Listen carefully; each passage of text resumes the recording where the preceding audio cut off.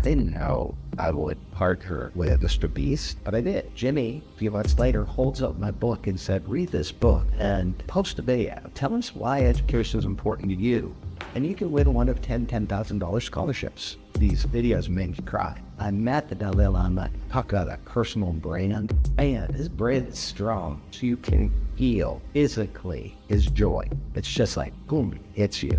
His definition of happiness is helping others. If you had a son, maybe studied like a finance degree, so sort of following the traditional path that has been laid out, what advice would you have for him? To differentiate. We forget sometimes humans are like products. We have to sell ourselves. You have brands written right across your chest. You can't see it. It's invisible. But your brand will separate you from others. Subtitle of my book, Future is in Your Hands. That means each of us individually channeling that power and knowledge and faith to be better human beings. And if the your ends up not just being me and you, but everybody, then this will really truly count a better place. Thank you so much, Sure. Jim. As I was saying earlier, you're going to be my first ever in-person podcast. This is already a different experience. Usually I'm like talking to someone over a screen, so it's so cool to like see and interview someone in person because I can see all the physical social cues. Thank you so much for coming. Well, you can just sort of frame me and put that on Zoom. Yeah.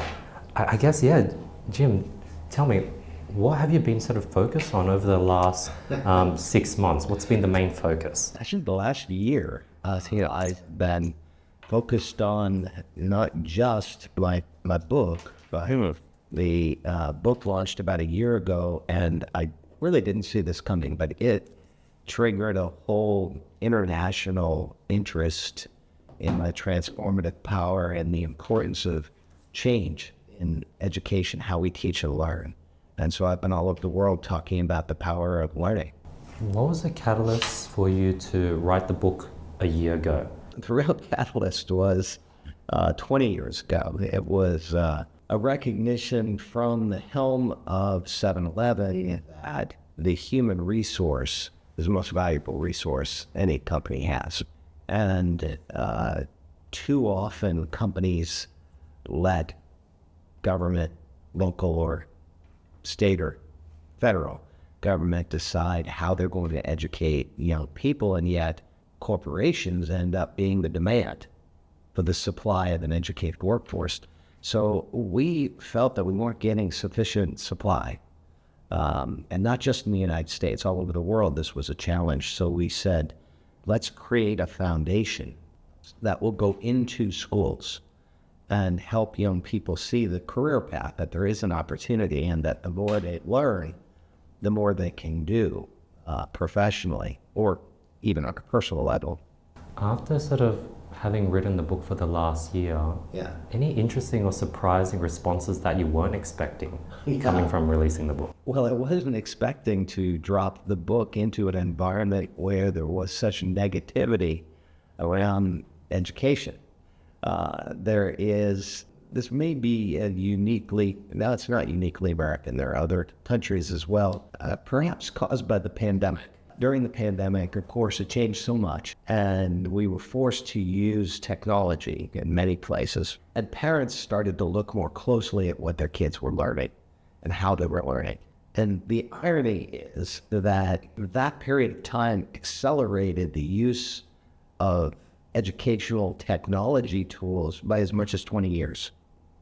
Because we had to, when schools were closed, governments were forced to figure it out, provide devices, provide Wi-Fi capabilities in some cases.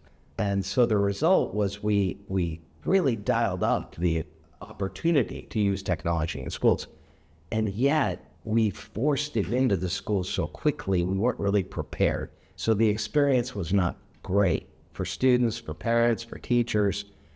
So then we came out of the pandemic almost pushing technology aside. Now, here's the irony. It is the future. If you think about every other industry that's been transformed by the power of technology, 7-Eleven's a great example. Very localized operations. Every 7-Eleven store is a unique experience, a unique subset, because if it's in the ground floor of an office building, that demographic and that use occasion will be entirely different from a store that could be 2 blocks away in a residential area or next to a school. And so until we had technology, we never had the ability to go in and tailor that experience to that unique demographic in the store. If you compare that to our education system has been and always has been one size fits all. It was really inspired by the need for an educated workforce during the industrial age. So what did we do? We created an education system that reflected the working environment, which was all standardization, the bell curve, the very bells that announce classes changing came from the factory floor. And yet today, because of the information age, we need such a different approach to education.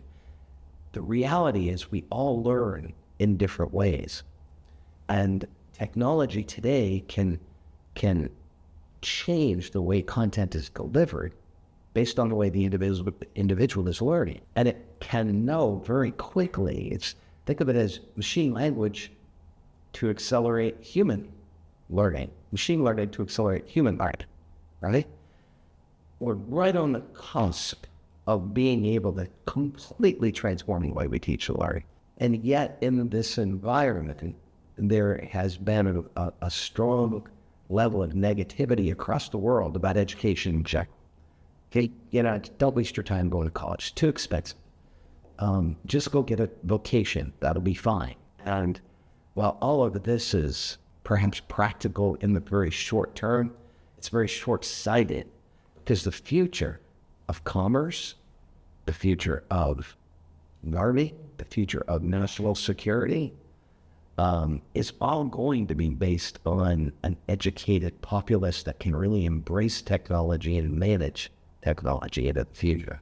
So, make a long story short, I've written a book about the transformative power of education and the importance of technology, embracing technology and change as part of this. And I launched this book into an environment where directionally much of the world is going in the other direction. So it's an opportunity for me to really have a very different point of view and to say, hey, pay attention to this. This is the future. Let's get on board. Okay.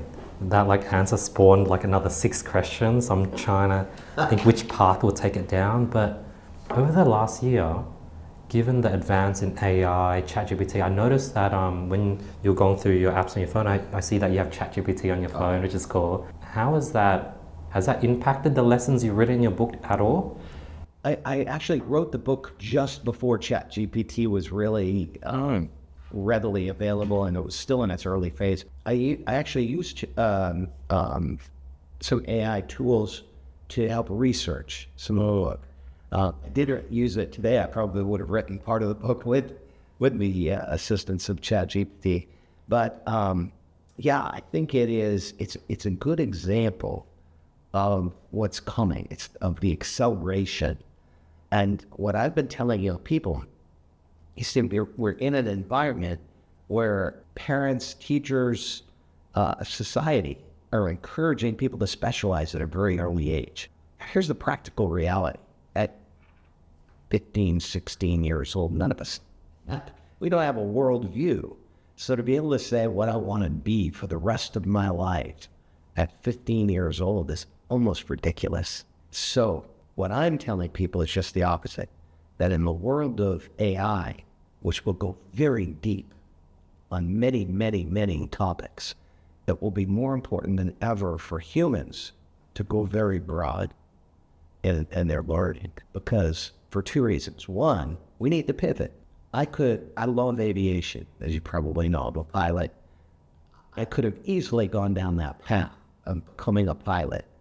If I was a young person, it'd be very tempting. I didn't even need a college degree. Could make pretty good money. But I also know that my aircraft in 10 years will be fully autonomous, almost is today. I control the throttles and takeoff and landing, but the rest of the airplane is all, on the basically systems management when I'm in the aircraft. What about that pilot in 20 years in a world where autonomous aircraft now have replaced the need for someone manipulating the controls? will that young person in 20 years be able to pivot and move into perhaps dispatching the aircraft, managing safety for the aircraft, all of which will require a different skill set, and a different set of education tools. So that's why I'm saying, just using that one example, take that example to virtually any role, and the need to pivot will be important. Secondly, I think, and again, it's just an opinion, none of us know, but machine language is going to change so much and make so many new opportunities. And let me just give you a contrast. When the internet came out, we all said, oh my gosh, it's going to take away jobs. And yet, no one could have envisioned 30, 40 years ago, if I said, Andy, you're going to pull up, we're going to be sitting here, or you're going to be able to do a remote podcast, or another one. Imagine if I told you 30 years ago, in 30 years from now, Andy, you're going to jump in an automobile driven by a total stranger and drive to a completely different part of town at 2 a.m. You'd say, you're crazy. That would have been the equivalent of hitchhiking back in the day, right? I'll never do that. And yet, technology made it safe, made it possible. And so if you apply that same standard to AI, the problem with AI today is we don't have the imagination to envision what's possible with AI. That means humanity is going to have to be able to adapt and be able to create entirely new opportunities for humans to interact with those machines. That will require breadth of knowledge and breadth of education that we don't have today versus specialization. Interesting, Jim. Over the last year, as you've been pushing this book, what has been the main driver or why for you to want to share it? Like, do you think, let's say you were 25 again, would you still be pushing the book as you are? Or is it like an age thing where you just turned a certain age and you're like, hey, like this is a time phase where I feel an urge to share what I know? I think I would be doing the same thing, but I don't think I would have the knowledge to do the same thing. It is the effect of many years of experience, the privilege of running 2 Fortune 500 companies, the privilege of being a global citizen gives me a very different perspective on the opportunity of this planet and humanity 20 years down, 50 years from now, 100 years from now. I don't think I would have had that perspective at 25 years old. Given your foresight, if you were 25 years old, but you retained all your knowledge right now, and let's say the passion for writing a book and sharing that sort of disappeared, and your main goal was to make an income, be able to just like be self-sustaining, be able to stand on your own 2 feet, make your own money, what would you be doing today? That's a really good question. I would guess that I would have taken a more entrepreneurial path. Now you have to be an entrepreneur in the corporate environment, but in a way it was a safer path because it came from very little money, and the corporate path was more structured. I didn't see myself being able to raise money as an entrepreneur. Today I realize how much easier it is than I thought to create something, to create an idea, but there is a difference, and this is a message to all of the potential entrepreneurs out there. I strongly encourage entrepreneurial behavior, whether it's in a corporate environment or a startup. But the entrepreneur also has to have an education. And this is something that people are forgetting. It's the practical reality that an entrepreneur needs to raise money.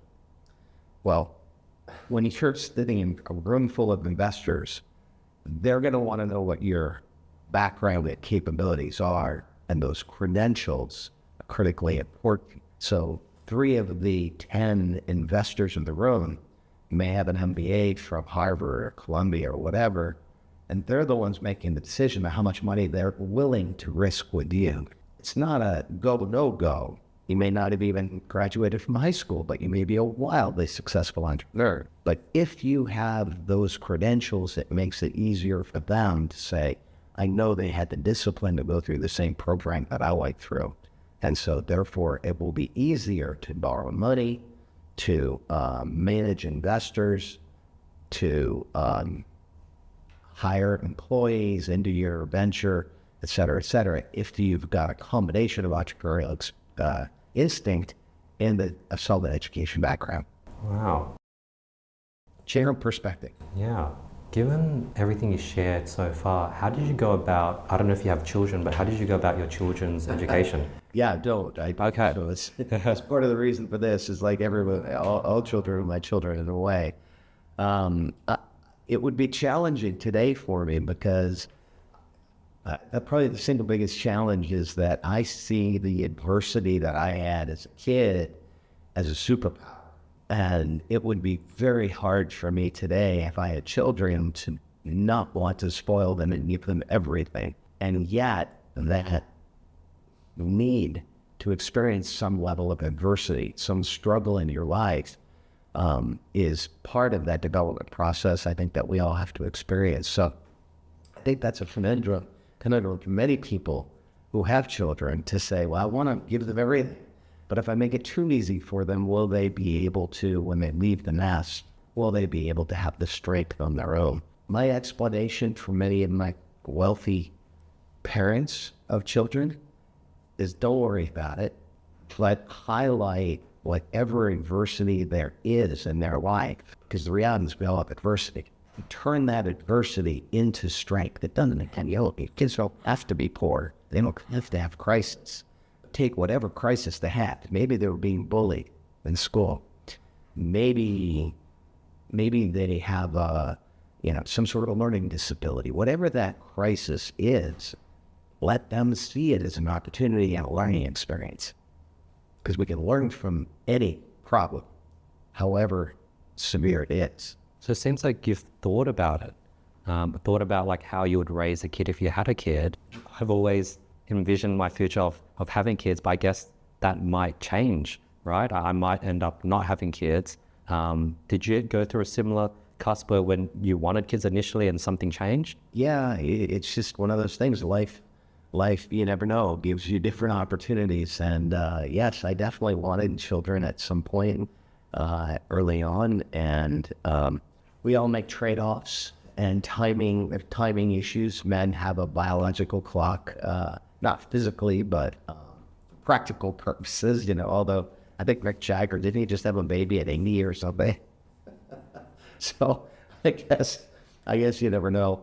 But yeah, we make trade-offs. And in my case, my trade-off was I was probably too focused on the work-life balance, not enough focused on the life part. And time gets away from you and you wake up one day and you say, my goodness, and that missed a little piece of opportunity. Were you flying planes during that work period, or was that even pushed to the side? I was doing a little bit of everything, but not to the extent I would like to. I was flying planes, but I was flying them. This is part of the problem with aviation. It's expensive and time consuming. And so I would fly when I could, which meant once a month, once every 2 or 3 months. And that's not the best experience because flying is one of those things that requires a lot more focus. Today, because I can incorporate my flying into what I do, so it's, for me, a practical mode of travel, that lets me fly more regularly so I stay current. In flying, it's not like golf. I'm an okay golfer, but if I don't golf for 6 months, in fact, I had a chance to play at the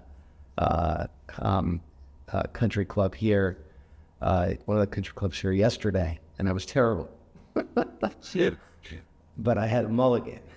Like guys I was playing with kind enough to give me a mulligan off the tee. Well, you don't get a mulligan in aviation. There's no second chance. So your skills have to be a little sharper than certainly my golfing skills are. How about have you been functionally using flying? Like, can you fly internationally? Like, how does it work? Do you get yourself to places and you just land the plane and you didn't have to pay for an air flight? The flight was the cost of your fuel? Like, Yeah, it's more or less, it's an example of the power of technology, transformative power of technology. When I began flying, it was very difficult. The navigation, the knowledge necessary to navigate an aircraft before GPS was very challenging.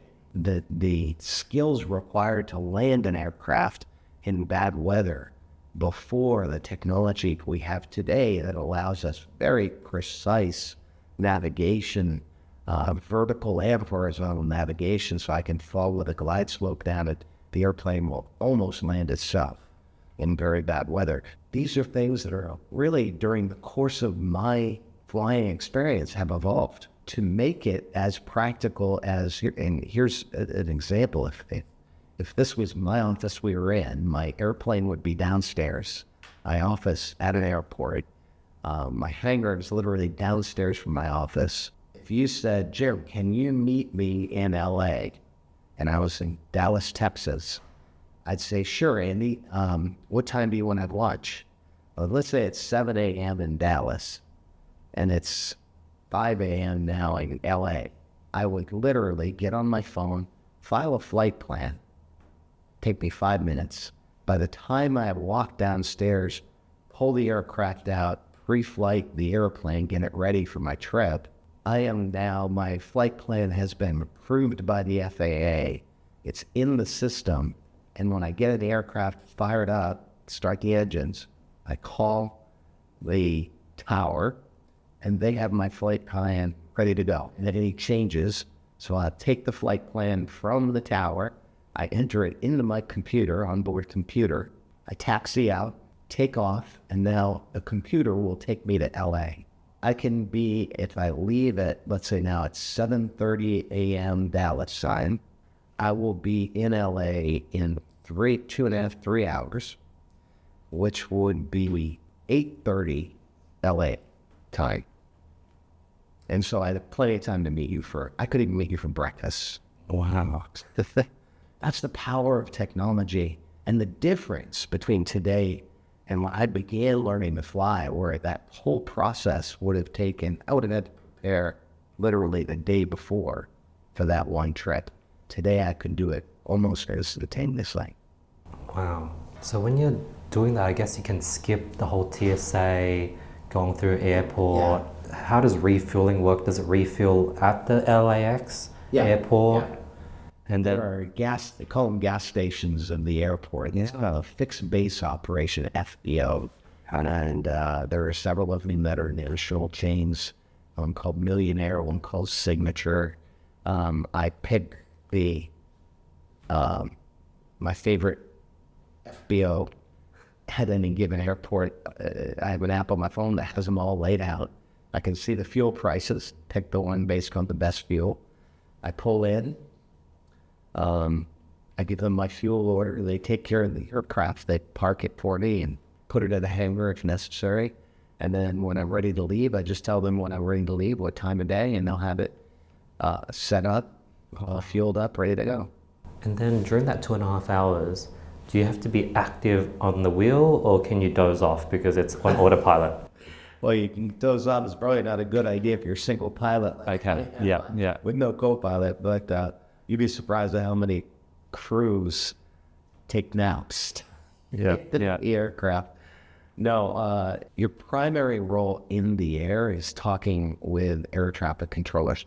The entire system, this is relative anywhere in the world, in English, in other countries as well, the entire system is from the time you take off to the time you land. If you're in instrument conditions, and all commercial aircraft fly instrument conditions, so you file your flight plan as soon as you take off. The local airport controller hands you off to an area controller, and then that area controller will follow your aircraft on a computer screen because they can see exactly where you are. You have a transponder in your aircraft that's sending a signal saying you're in, and letting them know what altitude you are, what your airspeed is, and you then are followed and protected, kept safe from other, potential collisions until you get outside of that controller's area, and then that controller will give you a new frequency, and you dial in the new frequency of the new area sector controller, and this process continues all the way across the country. Huh. What's your favorite part of flying? Like, is it boring when you're just up there and it's just all blue or all clouds and you're just like sitting there for 2.5 hours just talking to people? Or do you enjoy that? Like, what's your favorite part of flying? I enjoy it. Flying is it's a unique combination. This is, I think, why I like it. It is physical. You have to manipulate the controls. You have to literally fly the airplane. So there's a physical element of it. There's certainly a mental element, making calculations. Now, the computer does a lot of this for you, but you have to understand the math behind it, the navigation behind it, to be able to understand what the computer's doing. So there's a strong mental component in flying. But here's the best part of it. It's a spiritual fact. Now you think about it, when I'm at 40,000 feet, I'm up there above the earth with how many human beings at that level. Even commercial airliners fly in the 20s and 30s. I'm flying with a tiny percentage of humanity being able to do what I'm doing, looking down at the earth, almost not the same as an astronaut flying in the space station, but you can almost see the curvature of the earth from 41,000 feet. And it's a beautiful thing. So the combination of just knowing that you have the privilege of doing something that many other humans aren't able to experience, but the beauty of nature that is apparent from the sky, whether it's the sun breaking through clouds at, high level cirrus clouds, or thunderstorm that is rising up above you at 60,000 feet. And the beauty of nature that you see really gives you an appreciation for call it the metaphysical or the spiritual side of life. And so it's this combination of those three things: physical, mental, spiritual. It's a beautiful thing. And in that scenario shared from Dallas to LA, how much would the fuel have costed? It's not cheap. Yeah, unfortunately, and it varies because, at times jet fuel costs can be as much as $10 a gallon. Today, it's only $2 or $3 a gallon, depending on where you are. But it can, I like to think it's about 2 times the cost of what it would cost me to fly first class, 2 or 3 times. So, yeah, it can be a little expensive. Interesting. But I guess the time you save from not needing TSA, Exactly. that's the main pro, plus you enjoy it. Time, in my case, it's because I enjoy it so much. Yeah. And it's a trade-off. Also life, and to me, it's almost a mental health thing. I just enjoy the opportunity to be able to do it, and I fly commercial just as often as I fly private. If it's more practical, if I have others with me, it becomes much more practical. If I'm by myself and I'm going somewhere like LA, a lot of times I'll just take a commercial flight because it's easier. Makes sense. How many passengers could you bring along with your plane? I can take 6 in the back. Yeah, it's relatively small. And then Very fuel efficient. how far can you go? Is it all over America? All over the world, yeah. Internationally? Mm-hmm. Whoa. Yeah, no, I'd have to make several stops. Yes, and only have 1,500, 1,800 mile range. Yes. So it's not really practical. And yet one day I do hope to, take it around the world, just because it would be a great experience to be able to do that. Huh. So like if you have like a group of friends and you wanted to go to Hawaii or one of the nearby islands in Puerto Rico or something, you guys could just jump in and it's pretty efficient. If you split it across the 6 people, it works out. Yeah, now Hawaii is a unique challenge because Hawaii is just outside of that practical range. The only jet that will make it to Hawaii is some of the bigger business jets, like a Falcon or a Gulfstream will make it to Hawaii. But Hawaii is like one of those, you can actually fly around the world and easier than you can to Hawaii and back because it's so isolated up here from the Pacific. So if you were to do that, how would you go about that? Go to Hawaii? Yeah, on that plane, on the same plane. Is that even possible? It is. If you think about little planes, people actually fly little Cessna 172s to Hawaii so that they'll have a plane out there. They will actually ferry planes. What they do is they take an extra fuel bladder inside the aircraft. It could take 20 hours to fly a Gold 172 to Hawaii. Will it be refueling as it's flying? Yeah. Oh. It basically, you turn it into a giant fuel tank. Oh, wow. You can't take passengers. Yeah. You can ferry the airplane that go to Hawaii. Oh, you ferry it over. Yeah. Okay. Oh, very interesting. Yeah. But once it gets to Hawaii, it can't get out anywhere, is it? The people normally, they only do that normally if they are going to have one airplane in Hawaii. If they deliver it, they'll ferry a new airplane out to Hawaii. Yep. To let it be there and then service the islands. Got it. Just like local flight safety, maybe like, okay, cool. Local flight training. Or if someone wanted a small plane in Hawaii, they'll ferry it out there. I remember in one of your interviews, you were talking about how when you were working at 7-Eleven, you created a whole data system to figure out what price point you should price the fuel, 10 cents above, below. Yeah, I'm so curious to get your thoughts because nowadays I've been using the fuel app. Yeah. Like I usually filled up my car yesterday. I just turned on the app. I found one that was 30 cents cheaper from everywhere else. It was on the way to the city. So I just went to there. Yeah, I'm curious, how does pricing affect things nowadays when everything can be seen on an app? Yeah.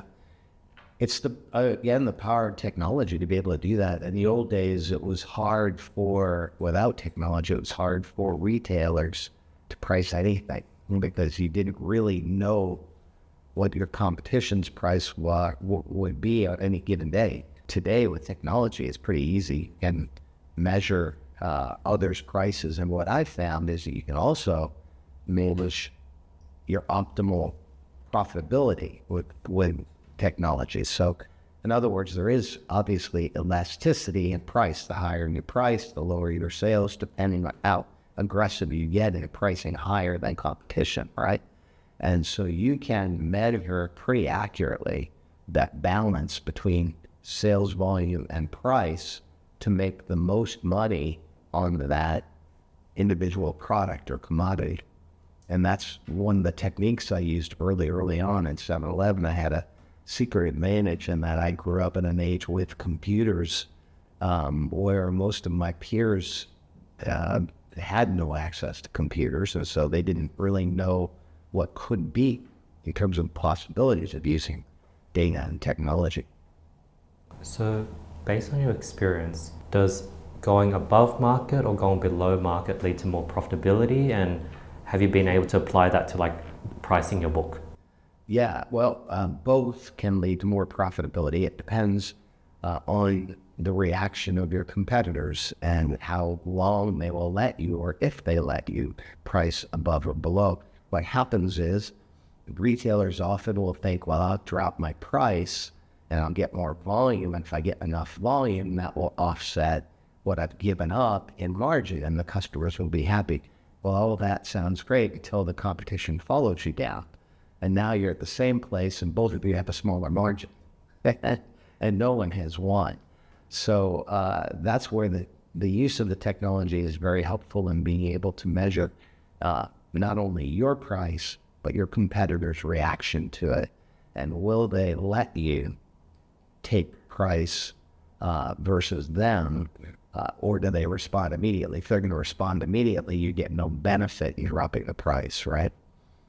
So this is it's a great example. I love using technology in pricing as an example because most technology, it takes a long time to see the benefits of a decision you make today, and then you use technology that may be a week, 2 weeks, or 2 years before you see the results.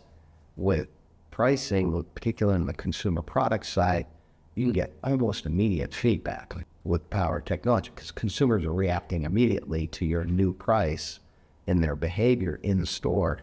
And you can track that in a real-time basis and make very, very dynamic moves in both pricing and product assortment as well. Same thing works for products.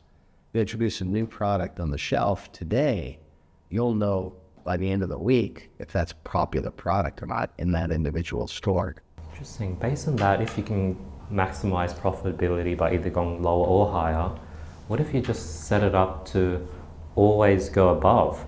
So every time there was a change in the market, just go above and just keep going up. Is that a guaranteed strategy? Not a guaranteed strategy because there are limits to, at some point, how much will the customer pay for this book? Right now, Amazon is selling my book for $15.70. They opened up at $30, and then they kept bringing it down. Now, if they decided to go back up on it, will anyone pay over $30 for it? So there is a practical limit to how much people can charge, but it's that fine-tuning that technology gives you the opportunity to use. Not everyone is sophisticated enough to use it in this fashion, but again, that's competitive advantage. If you can see an application of technology that others don't see, and you use it effectively, then now you're able to differentiate in a different way. Earlier, you talked about how every 7-Eleven, you would treat it as its own thing based on where it's at. I recently came back from Japan early in the year, and 7-Eleven was everywhere. I was like, wow, it's like a whole culture. Like people would hang out at the 7-Eleven. Oh, yeah. But I'd surprisingly see 2 7-Eleven stores on the same street. Exactly. Are they owned by the same owners? Are they competing? Are they friends? Are they helping each other out? Like, what's that relationship like? All of the above. Okay. One owner for the whole company, it's called 7&I now, they own 7-Eleven worldwide, yet they run a franchise operation, so there's an individual owner of each store.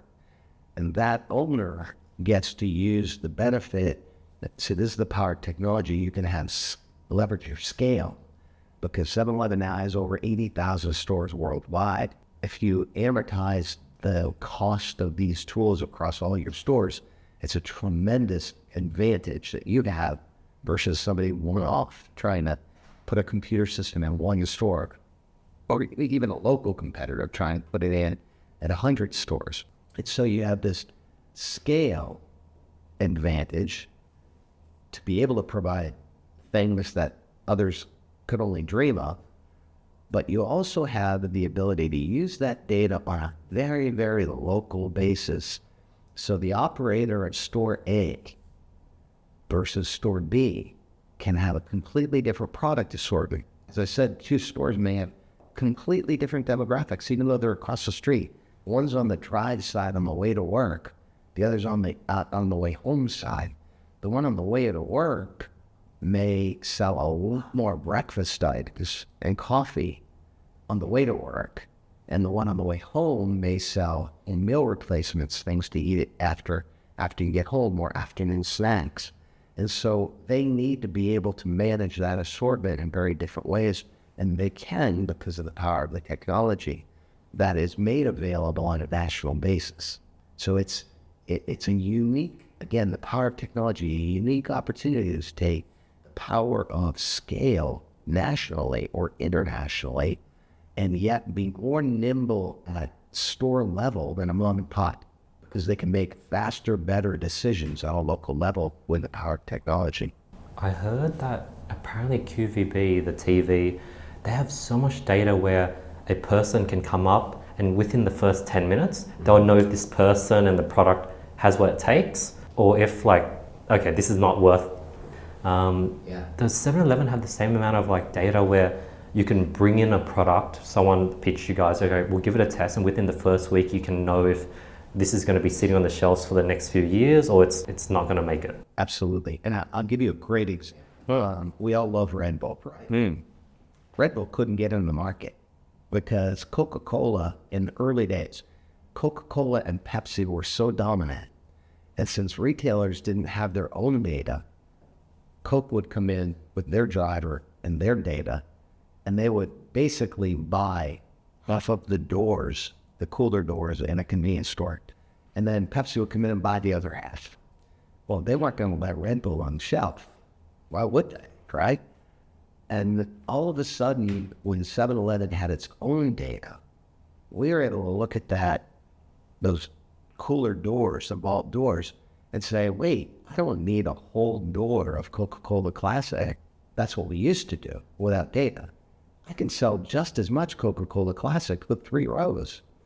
Now I've freed up the entire door to sell other stuff people might want. And when Red Bull introduced their product in the United States, we said, let's try Red Bull. Well, in the days previously, they would never have had a chance to get on the shelf. But we said, we welcome you. We want to try new products. So we put Red Bull on the shelf, and within days, we said, wow, this is selling pretty well. Let's give them now 2 rows. Let's give them 3 rows. And pretty soon, Red Bull was selling the same kind of velocity as Coca-Cola Classic. And so it's the power of technology to be able to try those things, because ultimately all commerce, all retail is about change. All business starts and ends with something changes. And can you instigate that change? Can you initiate that change and find things through this process, almost a scientific method of having an idea, putting it in place, using the data, and then coming back and modifying your plan to be able to grow more of your sales.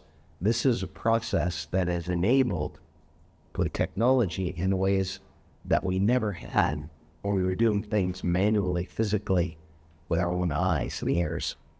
Was the process, out of the 80,000 stores, find 100 stores as a testing sample, tell them to put 1 row of, say, Red Bull, figure out the sales for those 100 stores. All right, let's double it. Let's see if the Red Bull sales doubled.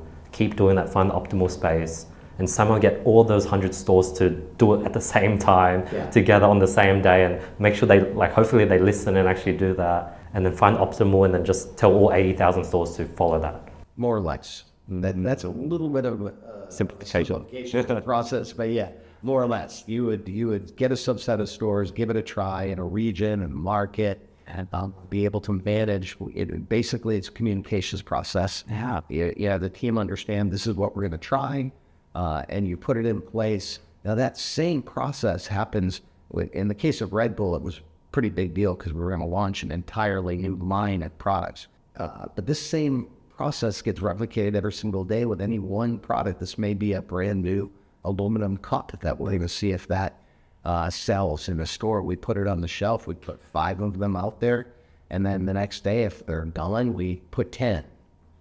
And that process continues over and over. If that product sits on the shelf and it doesn't sell sufficiently after 2 weeks, we can get it out of the store to say that it didn't work in this market. Let me give you an analogy. I think it's a beautiful analogy. Like my Japanese partners, a guy named Masatoshi Ito, once explained to me the difference between American retail and Japanese retail. And much of this technology was first embraced by the Japanese, right? And they were more successful with 7-Eleven than the founders in the United States. So I asked Ito-san, I said, what's going on here? How did you get this idea to do this? And he said, Jim, it goes back to our farming practices. He said, all retail ultimately came from farming, from agriculture. The farmers would produce things and then sell them, bring them to market. And he said, compare the Japanese farmer and the American farmer. We had a tiny little piece of land. We had to make absolutely the most of every square inch of that land to produce as much crop as possible. Americans, you'd have acre after acre after acre. Much more room for waste, much more room for just sloppiness, if you will. Now, if you take that same analogy and you put it in retail, an American 7-Eleven had 3,000 square feet. We had lots of room in the store. Didn't matter if things sold or not. Japanese had to do the same thing within 1,000 square feet. So they said, we had to make every inch of that store productive. So we used data and technology because we had to be performing at a higher level per square foot than any other retailer in the world. And so I saw that, and I said, my goodness, well, what if we make that 3,000 square foot store to form in the same fashion that the Japanese stores are? For every square inch of that store, let's turn it. Let's make it more efficient, more effective using data. It's a great analogy, isn't it? But it makes sense. It makes so much sense. You don't really need 200,000 square feet at retail to sell the same amount. Apple proved that. The Apple store don't even have the inventory. Just display the product. Put the inventory in the back room and bring it out. Yeah, it's sort of, that story made me realize, so I'm a big volume person, so I have like a team of editors where we pump out 30 clips a day, and I'll just upload it all. And then I realized that platforms like YouTube and Instagram would sort of tap out around 10, 15 per day. And it forced me to come up with a system of like, okay, I'm doing 30. I know TikTok accepts 30. I know Snapchat accepts 30. Let's post the 30 there, put the 10 best performers onto Instagram and YouTube because that's the cap. And it forced me to figure out to sort of do that. Because if it wasn't, that was the case, I would just upload 30 on YouTube, upload 30 on Instagram and just go massive volume. But I was forced to sort of look at the data and find the top 10. Exactly. Same thing, basically. And this is, but it's funny, people, when technologies come out, people will embrace them, but they embrace them for the obvious. And it's in that subtlety in the use of technology that the magic lies, where you can do things that were never done before, or never, you never thought you needed to do before. And that was a lesson I got from my Japanese partners. I was a typical American, and so, plenty of space, we don't need it. And then I realized the power of technology to make the most of that space, and it makes so much more sense. Something that confused me, so in Australia, when you go to a convenience store, 7-Eleven, because of the convenience, you're paying probably twice the price for a bar, for an apple, whatever it may be. But in countries like Japan and Korea, it was only like 10-20% more expensive than the supermarkets. And I'm like, this is crazy. Like, I might as well just go 7-Eleven because it's convenient. I'm only paying a small price extra. And I was just shocked because I'm used to paying double the price at a convenience store. Yes, exactly. And it's not necessary to double the price. Let me give you an example. Walmart in the United States is probably the low price leader because of their volume.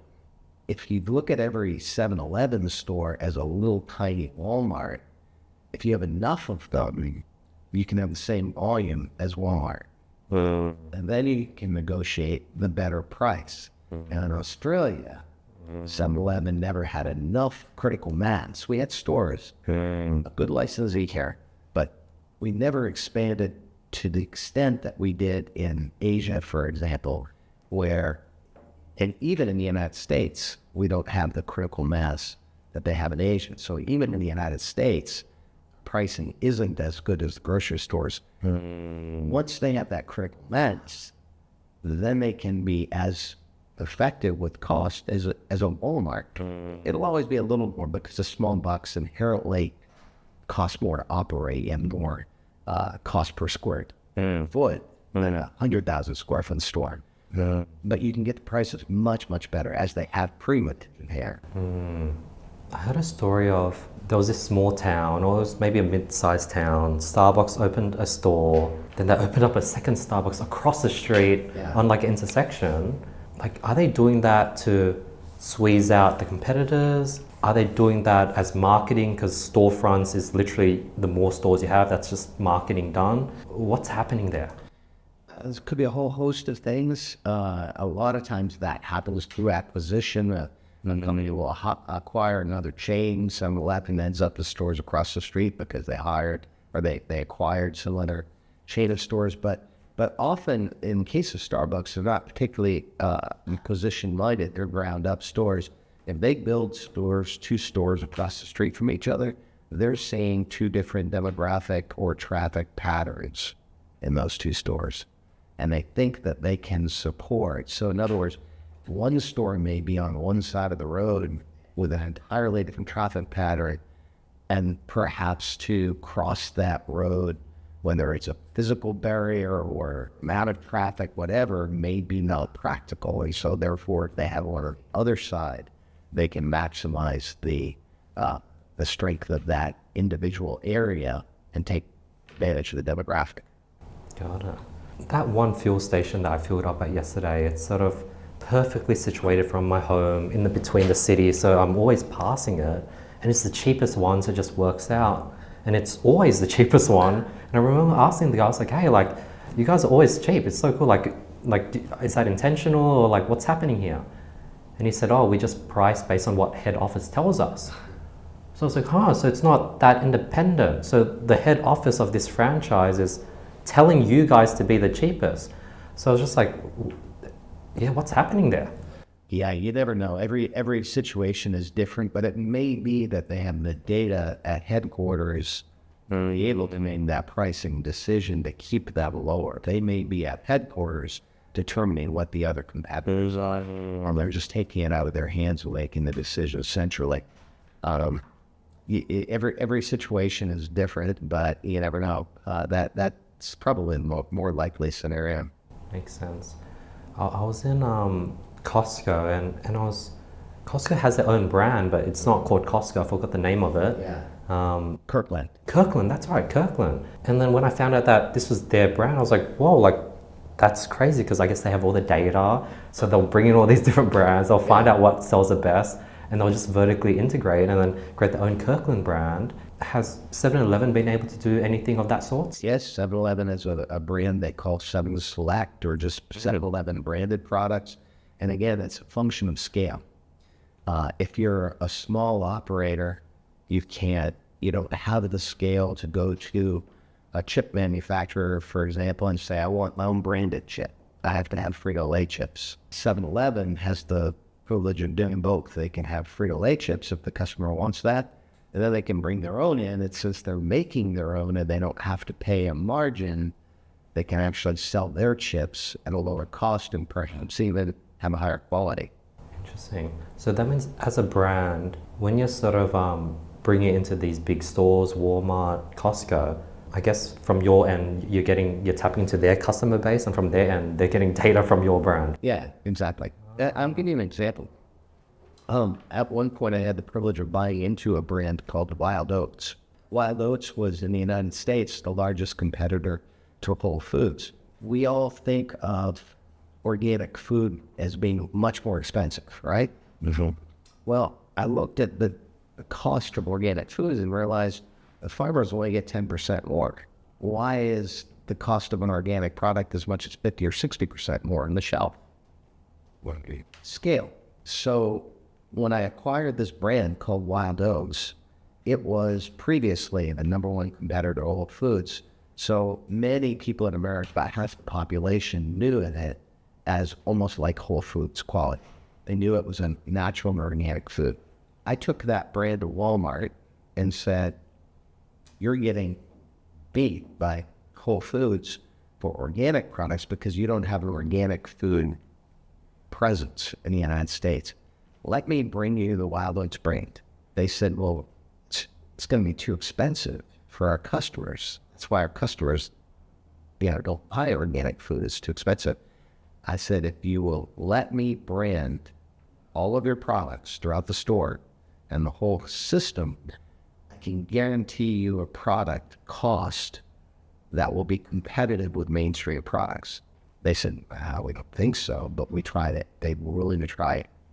We ended up with a program with Wild Oats brand in Walmart stores where I was able to make a margin at corporate, give them a 28% margin retail, and they had parity on the shelf. So name brand spaghetti sauce, non-organic, chemicals, all kinds of stuff. Wild Oats, fully organic, spaghetti sauce, same retail price. Whoa. And they still made a 28% margin. And we as a manufacturer defied all of the logic of organic foods being so much more expensive. If you think about it, of course we could do that. The farmer isn't really making any money. So we leveraged Walmart's distribution system, Walmart's scale, and we're able to sell organic foods at the same price as mainstream foods. Wow. Yeah, it's an important lesson. Now, Walmart, unfortunately, said, well, they had a new management come in, and the new management said, why are we going to build the Wild Oats brand? So they called it, they kept the products, they kept the strategy, and now they call it Great Value Organic. But their Great Value Organic product is sold at parity with mainstream product.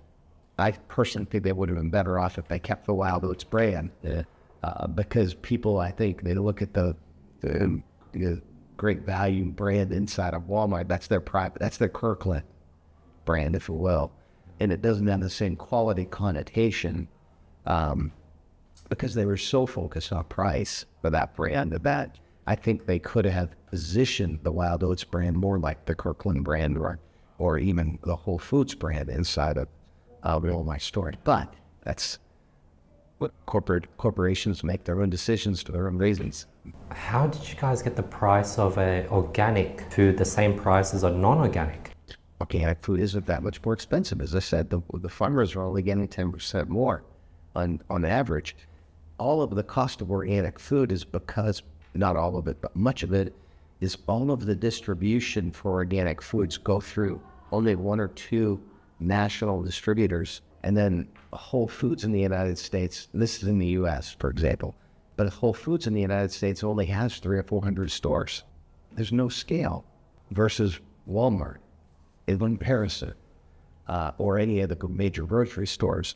So if companies can source their own organic product, brand their own organic product, and they have the scale of Walmart, or even 7-Eleven could be doing some of this today, they could also sell organic foods at mainstream prices. It will happen over time, but more retailers have to realize that and have the courage to say that, in spite of the narrative, perception, this is an important difference I point out in my book, the difference between perception and perspective. That's what the image of the earth is intended to portray. Perspective. If you have a perspective of a bigger opportunity, a more global opportunity, you can challenge those perceptions that make you think on the surface we could never have organic food at mainstream prices. Yes, you could, but you have to have scale. You have to look globally. You have to look in a larger perspective to be able to do that. Interesting. I don't know if there's an example, but when you look at the raw cost of a non-organic pasta sauce versus a organic pasta sauce, which is going to be more expensive for the raw materials? For the raw materials, if you're just looking at the ingredients, you're only talking about 10% more for the organic. And that was my point. It's not the ingredients, it's the inefficiency of the system, of the distribution, the shipping, the packaging. If you don't have scale, which we don't in organic foods, then the cost of each individual item is much, much more. And that's why on the shelf, without scale, the organic pasta sauce will be 50 or 60% more. With scale, we found it doesn't have to be, it can even be at parity price. Wow. And then when it's at parity price, technically that would mean that non-organic foods could afford to go 10% cheaper, right? So they're just overpriced. Well, I mean, overpriced, they're historically priced. Got it. So they're making a good margin for everyone in the supply chain. I see. Wow. But again, it's demand, because if you can show that perhaps you're making a little less margin. I'll give you an example. The iPhone, when the iPhone came out, a retailer could only make 20 or 30% of the iPhone. Retailers were used to making 50 and 60%. on Blackberries, Motorola phones, or others. So Radio Shack was a big retailer in the United States. Phones chose not to sell the iPhone because they didn't think they could make enough margin on the iPhone. Now, if they had done that, they would have realized they could sell 2 times the number of iPhones, and they'd put the same number of dollars, gross margin dollars, in the bank. Yeah. As not as a Motorola phone, but they didn't look at it that way. But historically, they were managing their business based on gross profit percent. And I had many retailers fall into this same trap. If you had a son, he's currently 25 years old, he just finished college, maybe studied like a finance degree, he's 2 years into the workforce, maybe making 75K a year in one of the big 4 banks. He's looking to maybe get his first investment property or house with a 10% down deposit and maybe rent it out, and he will still live at home with you. So he's sort of following the traditional path that has been laid out. What advice would you have for him? To differentiate. We forget sometimes humans are like products. It sounds kind of cold, right? But we're products, and we have to sell ourselves. How do you sell a product? How does this product sell more than that product? You differentiate this. So, wait, this is an aluminum cup. This keeps my beverage colder. Wow, this has a good feel to it, and a good mouth feel versus plastic. I think whoever invented this must be a genius. And that differentiation applies to people. We forget sometimes that throughout our career, we're being evaluated based on how much knowledge we have, how we present ourselves. I would tell that young son, let's say, you have a brand. It's written right across your chest. You can't see it. It's invisible. But your brand will separate you from others, and it will determine whether people will work with you. So it's a combination of, just like a brand on the shelf, packaging. It's important. How do people perceive you? The way you present yourself, your attire, your physical presence, external packaging, very important. But what's even more important, if you turn people into consumer products, what's inside? I mean, the integrity, the gratitude, the humility, the compassion, your ability to interact with other people, your cultural literacy to deal with people who are not like you. Those things represent your brand as well. And if you take your personal brand and continue to enhance it, then that brand will become more valuable over time, and you will find yourself, whenever competing with others, to be in a superior position because you have a more valuable brand. That would be my advice. And let's say your son, he enjoys flying, he's done maybe 1 or 2 pilot lessons, but he obviously can't afford to actually buy a plane and start flying. He enjoys writing, so he has 15 minutes free every day to maybe write something that he's been thinking about. But in his mind, he's like, I can't make anything out of this. I'm just going to keep working, but I enjoy doing these things. And when people ask, I might bring it up. What advice would you have for that person, that son? Keep doing as much as possible and learn as many different things as possible. I had a very wise older gentleman one time say, we were having a drink one day, and he said, you ever think what separates most successful people you've ever encountered from others? Honesty. They're smart because they have more money, because they have this, because they have... He said, no, it's just simple. He said, they're more interesting. Think about it. He said, who wants to hang out with not interesting people? And he said, the most interesting people I know have something that they can talk about with every other person walking the planet. Maybe that they like horses and they ride. Maybe that they are into racing. Maybe they're into art, music. And he said, those people that are most successful, you find that they know a little bit about everything. And that's what I would encourage, rather than knowledge. Based on the little time I have with you so far, Jim, it seems like you've nurtured a lot of amazing relationship. You've had a lot of amazing people, mentors all over the world. And how have you gone about meeting people, staying in contact with people, nurturing those relationships? Do you randomly send messages, check in? Do you have a calendar of everyone's birthdays? How have you gone about nurturing your circle of relationships? I'm probably bad about it. I don't proactively try. I just, I think it's because I don't see myself as a citizen of Dallas, Texas, or a citizen of Texas, or a citizen of the United States. I genuinely see myself as a citizen of the world. I haven't spent much time in Australia, but I love Australia. And now that I'm here, I'm developing relationships in Australia that's opening up a whole new host of opportunities. Our ability to do this, you reached out to me, and now here we are in Australia having this really cool chat, right? That's the way I look at myself as a citizen of the world. And the more I allow myself to say yes and to have these experiences all over the world, the richer those experiences become, and the more call it my patchwork quilt of cultural literacy grows and expands. And I feel comfortable now in Australia as much as I would feel back in the United States.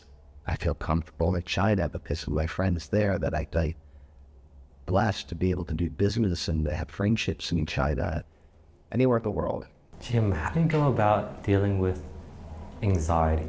So as I'm sitting here with you right now, I'm trying to be present. I'm enjoying this conversation. But at the back of my mind, I'm like, can any one of these 4 things not be recording right now? Okay, if it's not, here's the backup plan. So I have a part of my brain completely thinking about something that might not even happen. Like, we might end this and everything's working and all that worrying went to waste. Yeah, Eddie, I have to read my book. I talk about fearing. Okay. And fear is such a killer. It's such a waste. It's this anxiety that we all have of us, and they may go wrong. And here's the way I characterize it in the book. It's my pilot brain. Good. You want your pilot? Can you imagine your pilot sitting in the airplane going, something's going to break? Oh my gosh. They're not. They aren't focused on what will go wrong. They're focused on things going right. But when something goes wrong, their fear doesn't kick in. They've been trained, they've reprogrammed their mind to be able to overcome fear by turning to knowledge. I characterize it as my pilot brain versus my caveman brain. My caveman brain makes me worry, gives me anxiety. I may get eaten by a lion. The other tribe may come and attack me. I better seek the comfort of my tribe. I don't need to do that in today's age. So I can invoke my aviator brain, which says, nothing to worry about. This aircraft has been inspected. I pre-flight, get a pre-flight on it. Everything's going to be fine. Now, if something goes wrong, I'm not going to react out of fear. I'm not going to let my caveman brain take over and fight. So, hurt the airplane.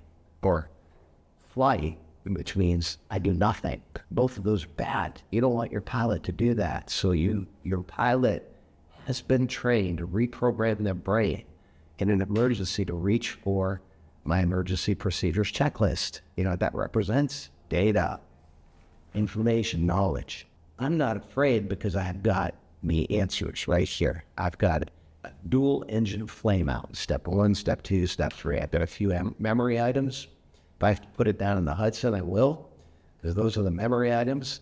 But if it's not going to be an immediate urgency, I can have the time to revert to, okay, how do I recycle an engine? Step 1, step 2, step 3, trying to get started.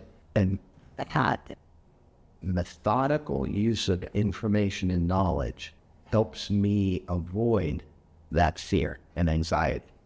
Interesting. With all the interesting people you've met, and you talk about interesting being a sort of really strong trait, a few years back, I sort of You know, I've been in the e-commerce education space, teaching people how to start their own e-commerce website, how to source products, so over training on that. It makes money. I know the formula on how to attract clients, create valuable content on YouTube, hot inbound leads would come in, but I just don't enjoy it as much as I used to. It feels like a grind to film these videos, these case studies.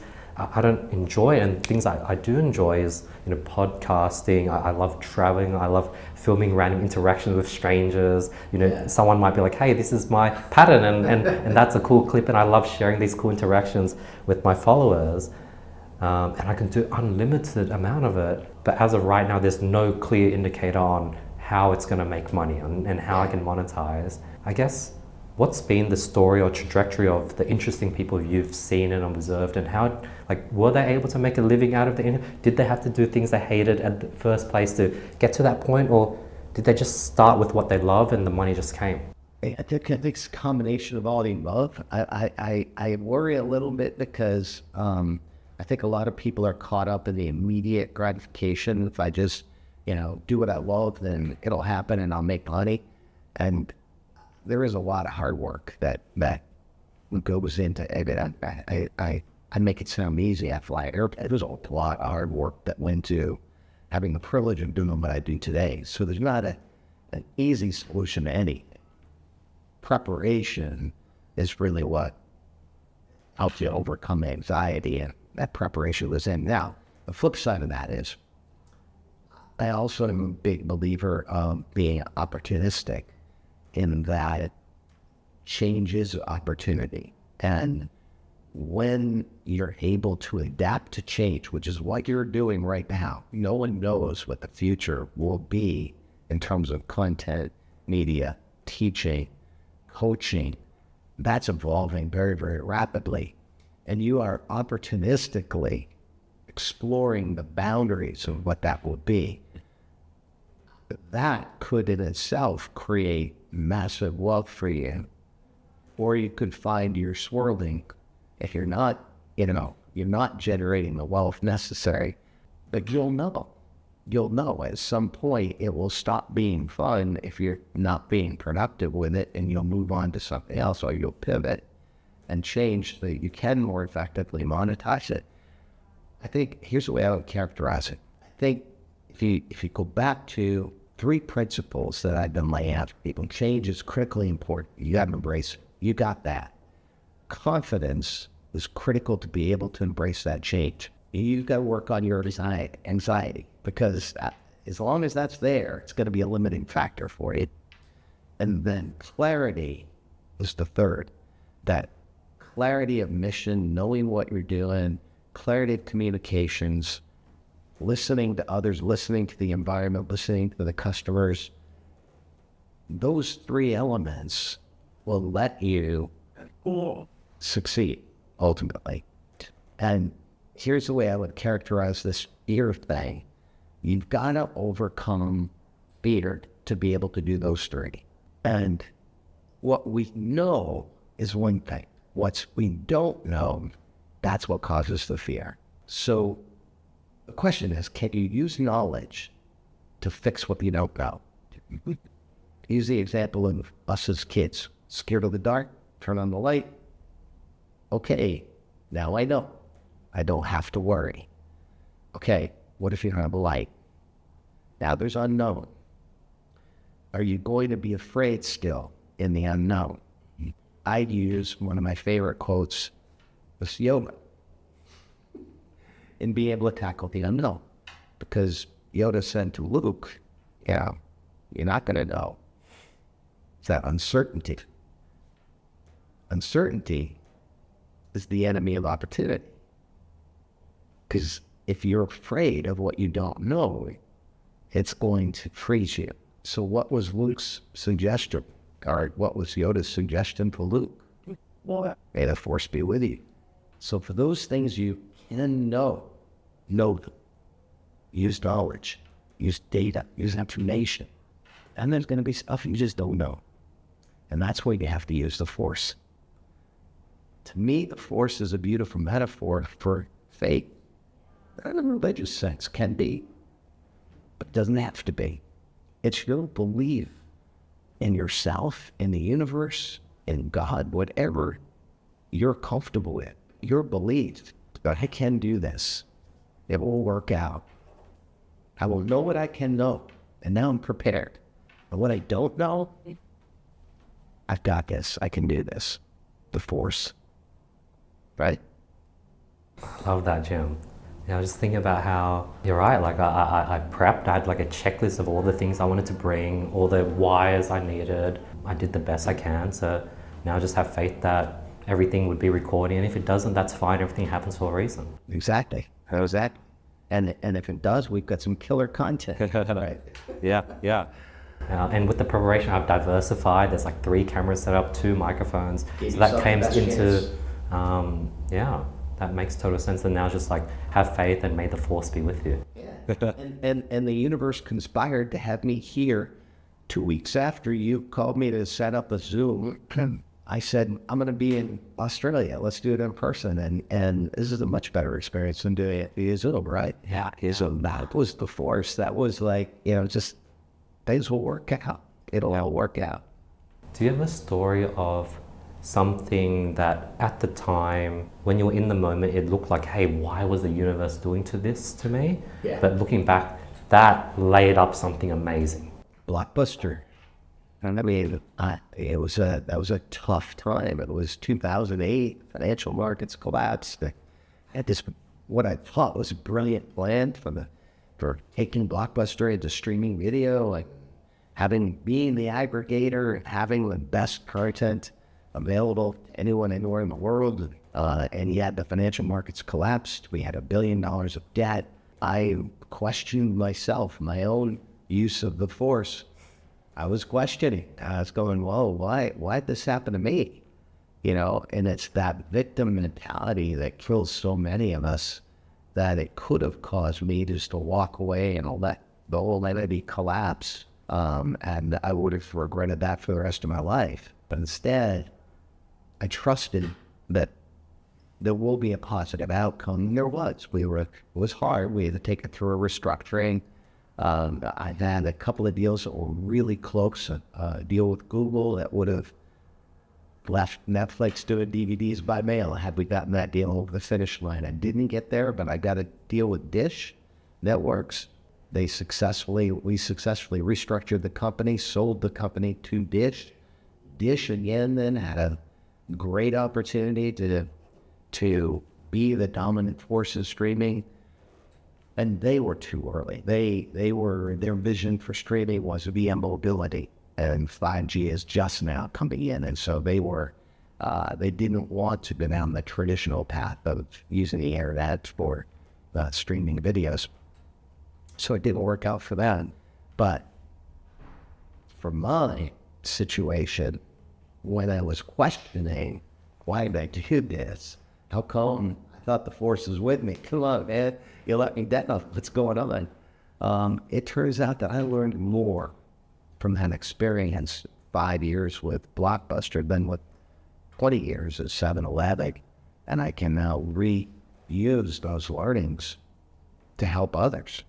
With all your experience working as a CEO of 7-Eleven, Blockbuster, and having gone through multiple cycles in the economy, do you think we're due for a recession? Have we already gone through it?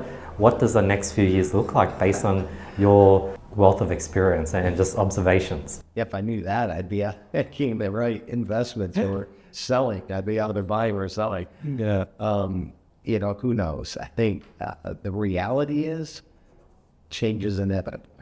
And I think those who will succeed recognize that, and they're able to pivot.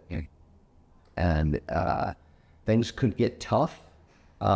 It depends so much on humanity that how much fear takes over, because ultimately the balance of positive versus negative forces in the world, whether it's war, whether it's crime, poverty, so much of that is driven by fear. If humans can figure out how to work together for win-win opportunities, not I win, you lose. I'm going to win at your expense. If humanity can figure this out, and instead of using our caveman brains which we revert to. We're in a fight or flight all the time. Whole countries, right? Leaders, individuals. If humanity can figure out we're better than this, and we can invoke our aviator brains and work together to overcome fear and negativity, truly find win-win solutions, then I'm really bullish on where we can go collectively. I'm not sure we're ready for this yet, but it's part of the reason I wrote this book. I think we are so much better than we are now. And if we can tap into our knowledge and recognize that all of those things we think are different relative to the force are really much the same. If we can overcome that idea that we're different and recognize that we all have the ability to harness knowledge and we all have the ability to harness faith, whatever form it may take, and we can together bring those two things to make humanity better, then this world can be a far better place. It's a very positive future. Talking about your book, Jim, who is it for? Who's the demographic? Who would you recommend? Who would this be perfect for in today's time? I wrote it with the intention it was for the next generation, because young people are the future. Let's face it. And I wrote it because I have great faith in today's youth to overcome fears, to use technology to better the planet and better humanity. But it turns out we all need it. As I get out there and I'm out speaking to different groups, the range of demographics has been fascinating. I speak to, older demographics, people older than me. It's really old. And students and different religious groups. I was in the Middle East and Kuwait, Pakistan, Abu Dhabi. And then 2 weeks later, I was speaking to entirely a Jewish family office group. Then I go back to the United States and I'm talking to a group of Christian evangelicals. And the fascinating part is the response to this message of overcoming our fear by harnessing knowledge and our faith is consistent across every group, young, old, every different religious or non-religious group. Ultimately, humanity is the same. And if we can just drill that home to everybody, that we have more in common than we have that separates us, then we really can use some of these principles to work together. So that's the audience. The audience ends up being all of us. That's beautiful. As you've been focused on the book over the last year, Jim, how have you been pushing it? Like, have you been using social media? Have you been just maxed out on events? What feels really comfortable to you that you've been just maxing out on and you've been seeing that, hey, this is working? So I'm preaching the importance of change. When I wrote the book, I was told you have to have social media. I was like, well, I do. I've got a Facebook account. I've got 150 followers. Like 150, not 1,000, not million. I've got 150 followers. And I was everybody laughed at me. I said, you can't sell many books. That's important. It's the way people can get awareness today associated. So I did the most intelligent thing I could do. I hired a 24-year-old. And she not only taught me social media, but I didn't know I would partner with MrBeast. But I did. He was doing a nonprofit exercise. And I don't, honestly, I didn't know much of anything about MrBeast. Jimmy Donks. And his people reached out at some point. Again, the universe conspires to make things happen. His people reached out and wanted some advice on food waste. Because of my 7-Eleven experience, I was able to help. And they said, hey, by the way, we're doing this thing on education. Aren't you writing a book? Jimmy, a few months later, holds up my book and said, read this book and put up a video, post a video. Tell us why education is important to you. And you can win one of $10,000 scholarships. I had young people from all over this planet And these videos made me cry. One kid in Cambodia saying, I want to earn the scholarship because it will change not my life, my community's life. And you go, wow, it's powerful, powerful stuff. So yeah, I embraced social media, and I was blessed by embracing social media to have people from MrBeast to Snoop Dogg help promote my book on social media. Never did I see that coming. But I opened myself up to the opportunity by learning and by getting into a place outside of my comfort zone. I stopped short of doing the chicken and banana style on TikTok. Ah, the dances. Banana, chicken, banana. I do that. I can't do the chicken banana. Yeah. But I'm not there, talking about a lot of crazy things and just trying to expand the audience. And the best part is I'll be on an airplane somewhere. Now, here's a great example. I was at a concert in Toronto. I had a speaking engagement there. At concert after, I'm feeling a little uncomfortable. I'm like, everybody here is probably the oldest person in this room is 30 years old.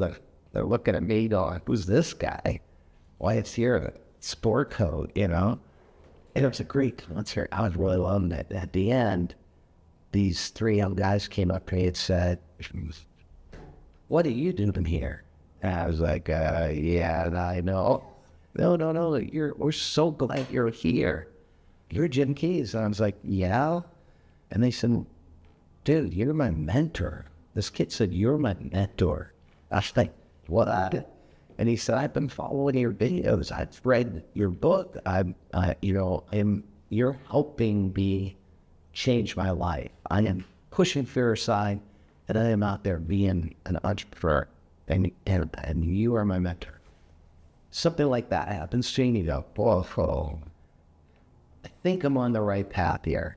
The universe is saying, yeah, you got this. As we speak over the last, say, 30 days, what levers have you been pulling? Are you posting every day? Are you outreaching to do podcasts? Is everything inbound? Do you look at your numbers and how much reach? What's that like? Combination. I try to use technology and data to assess where I am with it. But I would say most of it's opportunistic because, like you, this is a whole new world. I think we are now in the middle of this change, this media change. I came from a background where there were 4 TV stations, and then cable came in, and then social media and streaming, and now it's even streaming is changing to bite-sized short-form content and influencers, and so all of this is changing at exponential speeds. And even though I'm not technically the demographic, I've got kind of a unique advantage because I've seen so much change. And if somebody at my age can embrace that change, then I can be more effective than someone who hasn't, in some ways, been through all of those various periods of change. So that's what I'm trying to do. Harness the power of my experience and adapt in this new environment. And as a result, I have to be opportunistic in that I've got to keep my antenna up and I've got to say yes a lot because I don't know where it's going. And when I say yes to a kid named Cordell who reaches out on DMs, and I didn't even know what a DM was, much less respond to a total stranger. But then I find out that Cordell is Snoop's son. And by reaching out, it opens up a whole host of new opportunities that I'm able to help them, but they're able to help me as well. Isn't that cool? But it's keeping your antenna up. How often do we say no because we don't know, because we're afraid? I wasn't comfortable getting out of DMs, talking to strangers. So my natural inclination would have been just say no. But being opportunistic and taking the advice of my 24-year-old social media manager says, you got to get out there, you got to do this. I do it, I'm outside of my comfort zone, but it's creating massive opportunities for me. Whoa.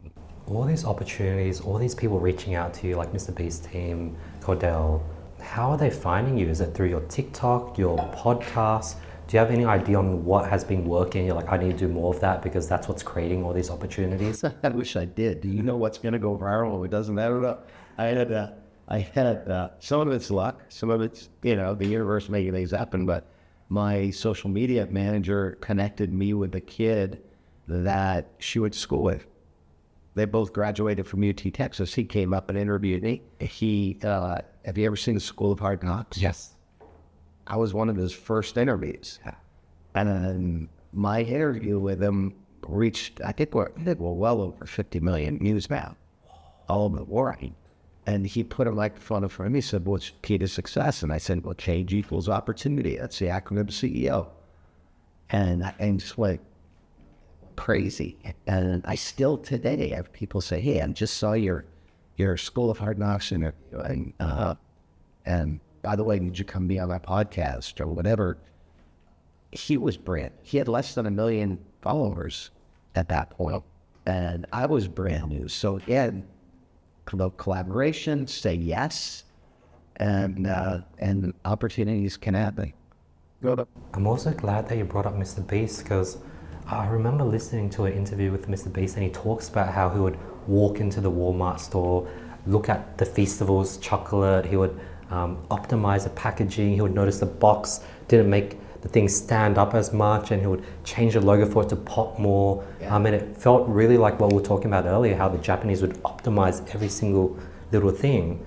How was it like working with MrBeast? Were you able to talk to him? Because you're so similar in that fact. Yeah, well, he's also really busy, so I didn't get a whole lot of interaction with him, but I was grateful for the opportunity to collaborate with him. Yeah. I just have tremendous respect for him. I mean, he was 26 years old now. Yeah. And what his savvy, now, I don't think anyone ever said, here's how you do this stuff. Much of this is just his instinct, and but his business savvy to be able to turn to philanthropy at that age. Most of us have to be much older before we have that instinct to give back. He recognized that he was making so much money and doing so much out there that it's time to channel it into doing good. And so in my case, he did I took a school in Atlanta that had some great results. And he brought 800 teachers from around the country into this one school to learn their techniques so that they could go back and be better teachers. And that was the environment that he said, hey, it'd be helpful if we gave some scholarships. We would play. Yes, absolutely, let's play. But his savvy is his understanding of the power of philanthropy and giving back will continue to propel his career, I think. I love that. Jim, something that you've brought up quite a few times on this conversation is the force. And just having faith in the universe, knowing that things would line up. Where did that come from? Like, do you meditate? Do you try to listen to the universe? Or are you just like a big Star Wars fan? Was it all the above? No, it's a combination. I think it's I've had the privilege of meeting everybody from the Dalai Lama to different religious leaders from around the world. One of my favorite books as a kid was Pablo Coelho, who wrote a book called The Alchemist. And in The Alchemist, the number one, message was, if you want something badly enough, the universe will conspire to make it happen. I saw that at a very young age as transcending religion. So we tend to lock down in our religion, and again, fear kicks in. So somebody that's not of the same belief now is scary, or maybe the enemy, as opposed to, it's another way of channeling the universe, whether we need our God, whatever our definition of God may be, to channel that universe, or perhaps, we just believe in, spirituality and the universe itself being an entity, maybe it's nature that's our path to the universe. I remember a chat, in fact, this is a great example. I met the Dalai Lama at the Aspen Institute, which is kind of a think tank, right? We spoke from all over different business, entertainment, religion, all these people. And Dalai Lama was there. I remember meeting him, talk about that personal brand. Man, his brand is strong. It's strong. When you're in his presence, you can feel physically his joy. It's just like, boom, it's you. He's a joyful person. And he got on stage, and while he was talking, he happened to be standing next to his manager, a French gentleman. And I said, what's up? Come on, you spend, all day long with this guy. Is this real or what? This is like too overwhelming. He said, no, it's real. It's real. He said, it's pretty simple. He wakes up at 3 a.m. and from 3 a.m. till like 8 a.m., he meditates on gratitude and joy and giving back. And how can I do for others what I know is his. And he said he comes out of that meditation and it's like, you could feel it. And then, that really stuck with me, that his definition of happiness is helping others, doing things for others. And so recently, yes, I talk a lot about spirituality, about faith, about beliefs, about the force, the universe, and I try to keep it as religiously neutral as possible because I think this relates to everybody. And then recently I saw this, on social media, I'm flipping through it, I see this French guy who's the happiest man in the world. And I said, this man in the world, scientifically. And I recognized him. It's the guy I met at the Aspen Institute. It's like, whoa, I know this guy. And it turns out he became a monk. I studied under the Dalai Lama. And recently, he was wired up by scientists, put probes on his brain, and they've isolated the portion of your brain that is where the dopamine and happiness, all that stuff comes from. And this guy scientifically made all the instruments go off the charts. The happiest human being they've ever measured scientifically was this French guy. How crazy is that, right? Yeah. But it makes sense. So much of this that we're talking about, everything we've talked about today is not woo-woo stuff. It's neuroscience. And we as humans use such a tiny little portion of the supercomputer that is our brain, that if we can harness the power of things like that, combine our ability to learn as humans with our ability to believe as humans and be better people from the inside out, as the Dalai Lama, our new Pope, who's a guy from Chicago, really doesn't get more regular guy than that, right?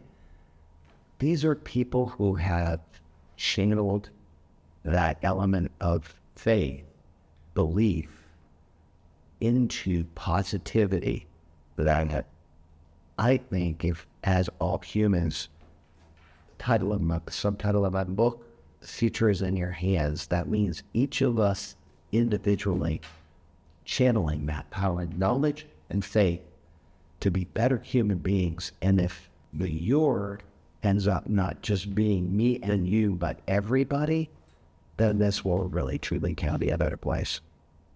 You talk about that aura that you felt from when you were in the room with Dalai Lama. Is that what you people should aim to be, or does everyone have a unique, different personal brand that you would feel? And is it an example of someone else that had a completely different feeling and you're like, whoa, they also have their own personal brand? Yeah, well, we're energy, right? We've got this sort of human form that ultimately is a combination of 90% water and energy, electrical impulses that make us. And the question is, what does that energy project? Does it project positivity? Yeah. Or when you meet me, do you feel like, this guy's kind of dark, a little scary, isn't it? What's going on? But we're in control of that. We can control that positive energy. As I said so many times, it's not what happens in the environment. We can't control that. What we can control is our reaction to it. So we turn that reaction into positivity. Even in a crisis, I'll find a positive outcome in this. Love that. We can do it. It's out of control. One last side question. How have you been using ChatGPT or AI? I use it for a little bit of everything.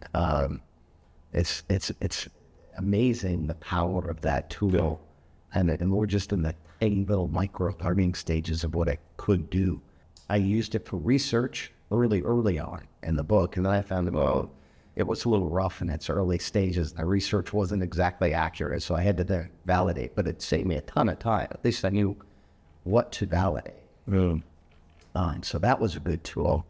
I have used it to. I'm a bit of a poet. Poetry actually rolls right into writing music. So I'm a lyricist, and then I like to put the music behind the lyrics as well. And I discovered a tool now that will actually, you get the concept that it'll help you write the lyrics. So I was asked to make a toast, and I was like, I'm not make this me, but I have time to, give me the lyrics to, give me a toast to blah, blah, blah, and I had this fabulous toast I was able to do. And people said, wow, that's amazing. It was checked. Yeah. But there's so many applications that you can use just to replace this, where I think people are like, oh, it's cheating. No, it's supplementing. It's making you smarter. Now, if you use it just to cheat, to get by with not thinking, then that's one thing, and that's probably bad. I like to think it supplements my creativity, my research, my own knowledge. Human knowledge and machine knowledge, the combination of those two are incredibly powerful. It's the machine making us better as humans and challenging us to use more of our own computing capability, which is, as I said, we use such a small portion of our brain today. That's where I'm excited about AI and machine knowledge, because I think it's going to push humans to expand their capabilities. I love that. The last two questions I usually always end my podcast with is, one, any recent discoveries that you've been implementing to your day-to-day life? Or what was the last thing you've implemented maybe? I think day-to-day life, I don't know if I'm implementing anything unique other than probably, again, that sounds like a broken record, but the use of technology to be more effective, whether it's I can be more effective with my workouts because now I wear a wearable device that will help me monitor everything from steps to workout efficiency, or being able to use an app to file my flight plan and be more effective and safer in the air. I would say it's just overall the use of technology to make myself more effective, and hopefully I'm doing what I said is possible, making myself more intelligent with the use of technology, not using technology as a crutch for my lack of intelligence. I love that. And the last question is, any personal goals for the next 6 months that's not work related, not pushing your book? Any personal goals over the next 6 months? Yeah, and for me, my mission right now, beyond the book, beyond speaking, I just want to inspire other people to be better. I think we've snooped ourselves into a situation where individually and collectively we're so petty these days, and we can be so much better than this. And so much of it is it's overcoming these silly fears that keep us from developing our full capabilities. So, yeah, I just want to, that's my main goal now, is to be more effective at inspiring others. And I guess I was gonna next follow up by what's been the best way for you to do that. But I guess the best way is just pushing the book, saying yes to more things, creating content. I think all of the above. I'm finding that the more I say yes, I'm working on saying yes. I think we all, too often say no to things that end up being big opportunities. So whether it's podcasts, whether it's TV appearances, whether it's another book perhaps, I'm just trying to say yes as much as I can, because I do think I'm learning a tremendous amount in this process. I'm learning more than I'm giving at this point. And that's, I think, helping me shape the message, and will ultimately, hopefully, be able to help me be more inspirational. Previously, through the last chapter of your career or life, were you saying yes a lot, yet a lot less compared to now? Did that shift, and what? Yeah, that's probably saying more, no, more often, because as we all do, I was being protective of my schedule and other obligations, and seemingly being on a planet. From when you're on a planet, you're more likely to say no to things that are outside of your comfort zone. And yet it's when you're outside of that comfort zone, that's when you are eating up. Wow, that. Jim, where can people get more of you? Well, the book is available on Amazon. Education is Freedom. It's out there now. There's a lot of me in the book. I've got a website, jameswkeys.com. My social media, if you want to laugh, because it's the pretty silly stuff in there. My dog is the newest star of my social media. His name's Aspen. I put him in the cockpit of the airplane with a World War II helmet and goggles. So I've been having fun with it. It's J Keys Author on Instagram and TikTok. It's a lot of fun. But yeah, it's pretty much places that they can reach out. Here's the way I look at it. I heard a definition of humility that I loved, because I've been always accused of being a little bit arrogant. It may come across to your listeners, geez, this guy thinks he knows everything. Well, here's the definition of humility that I heard. It was from Norman Vincent Peale, who was a famous author back in the day. He wrote The Power of Positive Thinking. And he was a preacher, and he preached the importance of confidence and, positive thinking and all this stuff. But he also preached the importance of humility. But his definition of humility was to be smart enough to know what you don't know. And that every human being walking this planet knows something that you don't know. And your objective should be to be able to engage that person in a way that you can learn from them as much as they're learning from you. I believe that the more I interact with more people and say yes to things, then I have an opportunity to learn. And every day I'm learning. And the more I can learn, particularly from people who are much different from me, then it makes me a richer, more knowledgeable person about the world. It's kind of the mission I'm on. I love that, Jim. Thank you so much for your time. I can just feel the wealth of experience and wisdom that you have. You definitely feel like a Yoda. And just like watching the Clone Wars, like Yoda, he was like a teacher for a very, very long time. Like when it was also, I feel like you have this long, massive chapter that is awesome, that's gonna be like a big chunk of your life that I'm very excited that like I'm a part of, I guess. I can feel like we can go on forever, but my brain is tapping out. I'm the bottleneck in this conversation, but thank you so much for your time today, and I'm very excited to look into the book. Everyone, I highly recommend you guys to get the book. It's on Amazon for like $15.70. Like that's for like everything that Jim's accumulated his whole life. Like that's a steal. That's a huge ROI on that. So thank you, Jim. Andy, may the force be with you. Thank you. This was fun. Yeah.